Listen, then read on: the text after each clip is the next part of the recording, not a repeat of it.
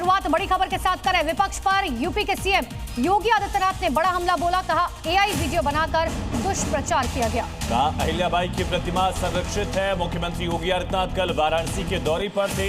इस दौरान विकास कार्यों की समीक्षा की गई।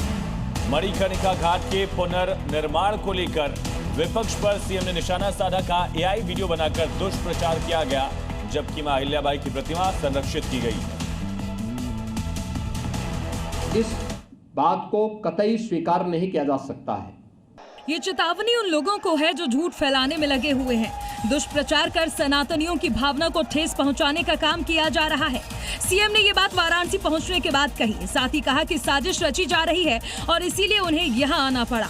सोशल मीडिया प्लेटफॉर्म के माध्यम से तमाम प्रकार के अनलगल और झूठी तस्वीरें प्रस्तुत करके 100 चूहे खाकर दिल्ली हज करने चली। कांग्रेस के द्वारा इस प्रकार से एआई जनरेटेड वीडियो दिखा करके देश को गुमराह करने का प्रयास किया। और काशी पर सीएम योगी का बयान सामने आया। उन्होंने कहा कि काशी का जीडीपी में अरबों का योगदान है। काशी की रोड 4 लेन से जुड़ी है। योगी आदित्यनाथ ने कहा काशी के लिए नई नई सुविधाएं दे रहे हैं। आजादी के बाद काशी की उपेक्षा हुई, अब विकास हो रहा है। मुख्यमंत्री योगी आदित्यनाथ का काशी से ये बड़ा बयान।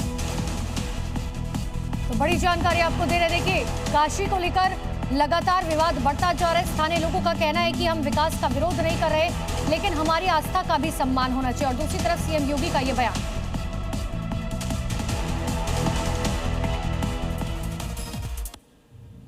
और बड़ी खबर है, सीएम योगी ने विपक्ष पर बड़ा हमला बोला। काशी के साथ नाइंसाफी की गई है कहा। और भौतिक विकास का संरक्षण हो रहा है। विरासत को बदनाम करने की फिरौती है। 11 साल में काशी का विकास हुआ। काशी को जो सम्मान चाहिए था वो सम्मान नहीं दिया गया। तो मुख्यमंत्री योगी आदित्यनाथ ने विपक्ष पर निशाना साधा। कहा लगातार विकास हो रहा। योगी आदित्यनाथ ने कहा कि हर व्यक्ति जानता है कि काशी अविनाशी है और काशी के प्रति हर सनातनी बड़ी श्रद्धा रखता है। सीएम योगी ने पिछले सरकार पर हमला बोलते हुए कहा कि स्वतंत्र भारत में जो काशी को सम्मान मिलना चाहिए था, न तो वो सम्मान मिला है और न ही काशी का जो विकास होना चाहिए था वो हुआ।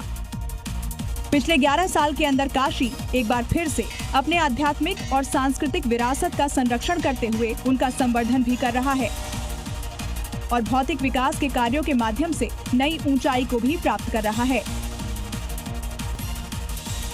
और चंदौली पहुंचे भारत के मुख्य न्यायाधीश जस्टिस सूर्यकांत ने अत्याधुनिक जिला कोर्ट कॉम्प्लेक्स बनवाने के लिए यूपी सरकार की सराहना की। आपका स्वागत करते हैं, अभिनंदन करते हैं। चीफ जस्टिस ऑफ इंडिया ने कहा कि वे जब दूसरे राज्यों के दौरे पर जाएंगे तो वहां की सरकारों और हाई कोर्ट्स को यूपी मॉडल से सीख लेने की सलाह देंगे। सीजेआई ने राज्य सरकार से कोर्ट्स में महिला अधिवक्ताओं के लिए अलग सुविधाएं डेवलप करने पर विचार करने को भी कहा। तो वहीं योगी सरकार में बड़ा ऐलान किया है। योगी सरकार ने कहा कि उनके पास फंड की कमी नहीं है। अब यूपी सरकार के पास न्यायिक व्यवस्था से जुड़े कोई भी कार्य आते हैं तो उसे पूरा होने में देर नहीं लगती है। तो प्रयागराज में माघ मेले में मौनी अमावस्या से पहले सुरक्षा के पुख्ता इंतजाम किए जा रहे हैं। और मामले की संवेदनशीलता को देखते हुए माघ मेले की सुरक्षा के लिए यूपी एटीएस ने कमांडोज की संख्या बढ़ा दी है और कमांडो की संख्या लगभग 2 गुनी कर दी गई है। पहले 80 के लगभग कमांडो यूपी एटीएस के मेले में तैनात किए गए थे, लेकिन मौनी अमावस्या के ठीक पहले एटीएस ने कमांडो की संख्या को बढ़ाकर लगभग 150 कर दिया है। 2 हाईटेक नाव यूपी एटीएस ने अपने सुरक्षा बेड़े में शामिल किए हैं जो संगम तट के इर्द गिर्द गश्त करेगी। तो वहीं जिसका मकसद तट के आसपास होने वाली गतिविधियों पर नजर रखना होगा। ये नाव पानी में 40 किलोमीटर की रफ्तार से गश्त लगाती रहेगी। यानी इस बार जल और जमीन दोनों ही जगह पर चलने वाली हाईटेक वाहनों का इस्तेमाल किया जा रहा है।